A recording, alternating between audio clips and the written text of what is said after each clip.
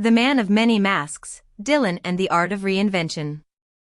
A career of constant change. If there is one thing that defines Bob Dylan's long career, it is change. Again and again, just when his audience believed they understood him, he became someone new. He was a folk singer, then a rock star, a protest leader, then a private family man, a religious preacher, then an elder statesman of song. No single description has ever been able to hold him. To follow Dylan's career is to watch a man refuse, over and over, to stay the same. Refusing the label. From the very beginning, Dylan resisted being labeled. When the world tried to crown him the leader of protest music, he turned away and wrote personal, poetic songs instead. When fans demanded that he remain an acoustic folk singer, he shocked them by playing electric rock. Each time, he insisted on his freedom to change, even at the cost of angering the people who admired him most. He seemed to believe that the moment an artist becomes fully understood and predictable, the art begins to die. The many faces of Dylan. Over the decades, Dylan has presented so many different faces that some have wondered whether there is a single, true self behind them at all. A famous film about his life even used several different actors, of different ages and appearances, to play him, as if no one person could capture him. This was a fitting idea.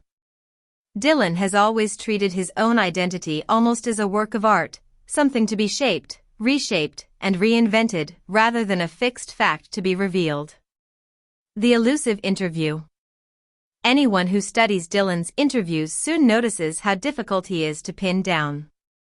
Especially in his younger years, he often answered questions with jokes, riddles, or contradictions, refusing to explain his songs or his beliefs. Some found this frustrating, others saw it as part of his genius. By keeping himself mysterious, Dylan protected his freedom and forced people to focus on the work itself, rather than on simple explanations of what it really meant. Change is survival. Dylan's constant reinvention was not only an artistic choice, it may also have been the secret of his survival. Many great artists produce their best work in a single, brief period and then repeat themselves for the rest of their lives. Dylan avoided this fate precisely because he kept moving. By continually seeking out new styles, new subjects, and new sounds, he remained creative for more than 60 years, an astonishing span, unmatched by almost anyone in popular music. The cost of freedom. This freedom came at a price. Dylan disappointed many people along the way, the protest fans who wanted more anthems, the folk purists who hated the electric guitar, the listeners who could not follow him into religion or into his later experiments. But he seemed willing to pay that price.